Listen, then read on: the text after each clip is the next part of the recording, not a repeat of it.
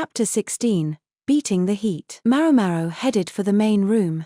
They said she was wanted for something. When she got there, she found a eunuch draped across the couch. Maomao bowed politely, then went and stood before consort Gyokuyu. Lady Gyokuyu, you asked for me? Oh, it wasn't me, Gyokuyu said, taking a sip of some warm juice. She might normally have preferred some fruit wine with luxurious ice in it, but Maomao had advised her to abstain on account of her pregnancy. Hougong was trying to make up the difference by fanning her. I'm the one with business for you, said Jinshi, his face as gorgeous as ever. Gaoshiren was performing the same service for him as Hougong was for Gyokuyu, fanning industriously. That would normally be a task for some more menial servant. The fact that none was present suggested there were secrets afoot yet again. What sort of business, sir? Maomao asked. Jinshi looked at Gyokuyu and said, I'd like to have her back for a few days. He was clearly referring to Maomao. As for having her back, she was technically on loan to consort Gyokuyu, to look after the consort's health until the child was born. One wasn't normally allowed to return to the rear palace after having left it, but it seemed special dispensation had been granted along with special conditions. Goodness! And what am I supposed to do for a food taster while she's gone? Gyokuyu asked pointedly. You needn't worry about a thing. I'll lend you my lady-in-waiting in the meantime. She's quite experienced with poisons, if not quite so much as this young woman. I wonder, can I trust her? You wound me, lady. Gyokuyu had a mischievous smile on her face. When Jinshi referred to his lady-in-waiting, Maomao could think of only one person, the not quite elderly Suiren. Yes, she would certainly do well enough in Maomao's place. She was a shrewd one, if nothing else. But in that case, Maomao wondered, who would look after Jinshi? The grandmotherly attendant insisted on babying this otherwise adult man, such that Maomao wasn't even sure he could dress himself without her. You said a few days, Gyokuyu said. Are you planning to go somewhere? Indeed. I've been invited to go hunting. Goodness gracious, hunting, huh? Maomao thought. What a very high society way to pass the time. Would there be hawks involved to chase down the quarry? It's at Lord Shusho's invitation. Jinshi's smile was perfect. There wasn't so much as a crack in his façade. Lord Shusho, huh? Maomao thought. She recalled he was an important official, consort Lolan's father. Was it just Maomao, or did this smell like trouble? She wanted to tell Jinshi not to drag her into anything that was going to be a huge headache. But then again, she wondered if a hunt might mean she got to eat some fresh meat. Maybe they would be hunting deer or rabbit. If I had the choice, I wouldn't want rabbit meat as much as I'd want a rice cake made by a rabbit. An old fairy tale held that the rabbit in the moon produced medicine with a mallet. That sounds taxing. For both you and whoever accompanies you, there's a great deal at work here, you see. And you wish to borrow my Maomao for this? Yes. Borrow her back. Gyokuyu's eyes glinted the way they always did when she'd latched onto something that amused her. Does it really have to be Maomao? We have plenty of perfectly nice girls here. No, I've told you I'd like her back, and that's all. Maybe Maomao was just imagining the sparks that seemed to fly between Jinshi and Gyokuyu, or maybe not. In any event, Maomao took over fanning from Hougong, who was getting tired. Gyokuyu said. Well, now, I wonder which girl I should lend you. I've already told you which girl I want. All you need to do is give her back to me. Gyokuyu chortled merrily. You keep calling her her and that girl. Yes. What about it? Jinshi said, a bit peeved. Say, Gaoshiren. What is it you call Maomao, again? Gyokuyu inquired of the reticent attendant, unabashedly enjoying herself. Me, Xiaomao. Despite his serious demeanor, he called Maomao by quite a sweet nickname, Little Cat. In fact, he was such a soft touch that she'd sometimes known him to stop by the medical office just to play with the kitten. Gyokuyu looked back to Jinshi, seeing that her prey was cornered. So, tell me, what is it that you normally call Maomao? Jinshi didn't say a word. Surely you don't just say Maomao. She won't know if you mean her or the cat. Jinshi, looking less and less comfortable, glanced in Maomao's direction. Now that she mentions it, I don't think he's ever once called me by my name. She'd never noticed before. Not that I really care. Somehow, the extent of Jinshi's discomfort struck her as strange. Hougong jabbed her with an elbow, looking as if she wanted to say something, but Maomao didn't know what. It took another half-hour of being needled by Gyokuyu before Jinshi got what he wanted, and by then Maomao's arms were tired from fanning too. To the north of the capital was an important grain-producing region. A great river rolled from west to east, and the landscape was dotted with towns and farming villages. Where the south cultivated wetland rice, the north grew wheat and gaoliang, a type of sorghum. Farther north there were forests, and beyond that, mountain ranges. North of the forest was the territory of Shihokushu, the Shi northern province, and there one began to leave the area of the country under the emperor's direct control. The region centered around the capital was known as Kaishu, Ka province, and in addition, there were 3 other major provinces, along with a dozen or so smaller buffer territories among them.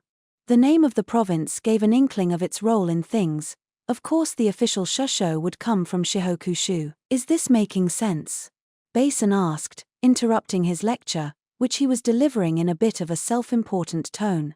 He was a young man with a perpetually furrowed brow, perhaps a year or 2 older than Maomao. How did the nation's founding myth go, again? Maomao thought to herself. The country in which she lived was called Li. The name was only a single simple character, but it told a whole sprawling story of national creation. At the top of the character were a few strokes representing a plant, while below that the character façade was repeated 3 times. The plant represented Ka, a name that literally meant blossom and referred to the imperial ancestors, specifically, to Wang Mu, the mother of the imperial line described in the old stories. The sword stood for men of martial valor. It was said that 3 warriors had accompanied Wang Mu, hence the 3 swords in the country's name. Maomao seemed to recall that there had been many more annoyingly detailed stories to go along with this, but she'd been fighting back yawns the whole time she listened, so she didn't remember them very well. The only other thing she seemed to recall was that there was a difference in the sizes of the swords. 2 of the swords sat at the bottom of the character and the other stood above them. The one on top was larger, while the 2 below were smaller. This also explained why the otherwise self-possessed emperor could hardly look shusho in the eye. The north, which is to say the topmost sword, was summoning high officials, proposing a long, relaxing hunt. True, the emperor himself wasn't going, but plenty of perfectly important people were. All of this was being explained to Maomao by the warrior sitting across from her. Rattle, clatter, they were in a carriage, and they were on the move. A horse-drawn carriage traveling at a leisurely pace could cover about 12 kilometers in the space of an hour. Including rest periods and time to change horses, they'd been traveling for half a day already. My butt's getting sore, Maomao thought. She was tempted to let her real feelings slip and propose they do something to remedy their situation, but at least she had a cushion to sit on. Everyone else was in the same boat, so complaining wouldn't get her anywhere. Instead she looked silently out the window. Her hair was done differently than usual, making her head feel heavy. Her shoulders slumped. If they were going to be on the road this long, surely they could have done her hair later. Whether at Shusho's invitation or not, getting from the capital to Shihokushu was no easy matter. It was too far away for a day trip or even an overnight jaunt. Shusho himself kept a residence in the capital. His family controlled the province of Shihokushu. They were one of the clans alluded to in the founding myth, and for that reason they had the weight of history behind them, but the rumors one heard about them were less than favorable. After he'd finished his run-through of this information, which interested Maomao hardly at all, Basin crossed his arms and fell silent. The subordinate officials with them looked tired, knowing that they were all going to be stuck in the same carriage together for the duration. They couldn't fall asleep, though, because despite his youth, Basin evidently held a rather high station, and they could hardly nap in front of their superior officer. Jinshi and Gaoshuan at least were in another carriage. A thread of drool was starting to dribble from Maomao's mouth, but that was just one of her charms. When Basin saw it, he clicked his tongue and said, "I don't know what my father sees in a girl like you." Father, that would explain why he looked so familiar. He must be Gaoshuan's son. At first she'd been surprised by the idea that a eunuch like Gaoshuan might have a son, but when she thought about it, she realized that of course he hadn't been a eunuch from birth. Judging by his age, it shouldn't have seemed strange if he had a couple of kids. In due course, a lake surrounded by buildings came into view outside the window. Basin relaxed his crossed arms at last, glad to have finally arrived, and his subordinates were clearly relieved. Maomao, rubbing her behind, absently watched the town approach. The colorful buildings stood against a backdrop of mountains. There were waterways too, and rows of large willow trees bending over flagstone paths. The buildings were reflected in the water as if in a mirror. The former emperor had visited this area every year. The altitude was high, which kept it cool, and many used it as a place to beat the heat. In his final years he'd stopped coming, and the current emperor hadn't been here since his accession either, but the place was well looked after by the Shi clan, a job made easier because they lived in the lands they governed. Maomao could see buildings even on the sides of the mountains, houses built like steps into the slope. They were arranged carefully, so as not to detract from the scenery. The carriage stopped in front of one of the most splendid houses in the entire town, more than lavish enough to host visitors from the capital, who would be accustomed to every luxury. The three-story building with its eye-catching red pillars had roof tiles sculpted in the shapes of beasts. Meanwhile, a moat ran around the mansion, filled with carp that looked like living damask. A black lacquered fence bore dragons and tigers in places. The craftsman must have carefully soldered them on. It was distinct from the kind of decoration one typically saw in the capital. Maomao was studying it intently when she felt someone jab her in the side. She looked up to see Basin glaring at her. She obediently fell into step behind him. As soon as they arrived at their rooms, Jinshi flounced onto the couch. His and Gaoxian's quarters were in the same building. On this occasion, it seemed Gaoxian was present as an invited guest. Maomao figured Basin was thus here as Jinshi's attendant. A rather stuffer-looking colored cloth lay on the table, and after a moment Maomao realized it was a hood. I get it. It truly was a crime to be too beautiful. To think, he had to go so far as to wear a disguise when making a journey such as this. It was understandable. A mere smile from this man might stop the heart of an unsuspecting townsgirl. A troublesome face, it must be said. Judging by the layout of the house, the rooms they occupied were the finest available for receiving guests.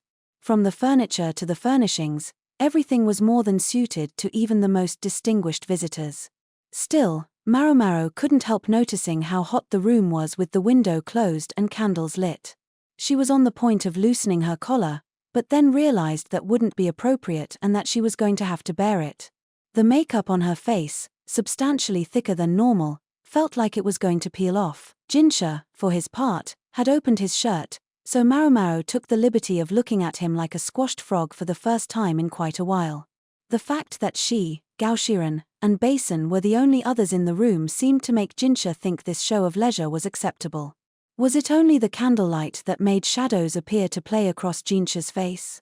He looked more tired than usual. And here? What name shall I use? Basin asked Gaoxian. It was Jinshi, however, who answered. Here in the room, my usual one is fine. Outside, Kaozan. Understood, Master Kaozan. Maomao shot Gaoxian a puzzled look. Gaoxian stroked his chin and looked at Jinshi, while Jinshi narrowed his eyes and looked at Maomao. Is there some strange plan afoot? Maomao inquired. Oh, it's Gaoxian began, but Jinshi held up a hand to stop him. I should be the one to explain. As for you, hold your peace. Of course, sir, Gaoxian replied, and almost physically withdrew from the conversation and left Maomao perplexed. Am I right that Master Gaoxian and Master Jinshi are both present as guests on this occasion? Maomao said. Normally, there was a somewhat more noticeable difference in station between them, but here they occupied the same building, even if they were in different rooms. 4 generations, the Ma clan has served Master Kaozan's family, Basin said, a note of anger Maomao couldn't explain in his voice. His eyebrows were knitted together as if he were mentally working a puzzle, an expression that looked exactly like Gaoxian. So he is from good stock, Maomao thought, finding herself impressed. She shook her head, provoking further consternation from Basin. He trotted over to Gaoxian and said, Father, what is the meaning of this? Gaoxian looked troubled, then he looked at Jinshi before pulling Basin by the arm over to a corner of the room and holding a whispered conversation. Maomao could clearly see Basin's shock at whatever it was Gaoxian said. He then appeared to argue, but without another word, Gaoxian simply smacked him on the head. Maomao wondered what they were doing over there, but she wasn't especially worried about it. She set about tidying up the luggage instead. If she didn't stick to the job, she'd get a piece of Sueren's mind later. Aged or not, that attendant could be fearsome indeed. The hunt was to be held the next day. They would spend today at the mansion. An evening banquet was held in the garden, but Jinshi and the others showed no sign of leaving their rooms. They simply stayed in with the windows and doors shut tight, passing the time by reading books or playing Go. The chambers were warm and stuffy, but they requested ice to make things a little more bearable. It was brought to them from the ice house by a rider going at full speed in the middle of summer, truly the height of luxury. When Gaoshiren spotted Maomao looking at the ice with utmost envy, he was kind enough to quietly slip a piece to her.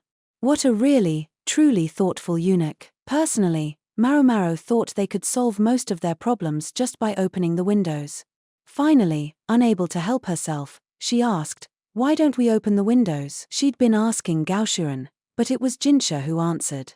"Do the food tasting for our dinner," he instructed her, looking frustrated. He added that then, she would understand. Maomao was given a small sample plate of the dinner, and she tasted it just as she always did. There was a long pause. "You see now?" Jinshi asked, eyeing the sumptuous food but still looking exasperated. The dinner, which had been loaded onto a cart, appeared to include only the finest ingredients. "Indeed," Maomao replied. Soft-shell turtle. The soft-shell turtle was renowned for never letting go once it had clamped its mouth onto something. Its blood was considered an aphrodisiac, and the meat could be presumed to have the same property.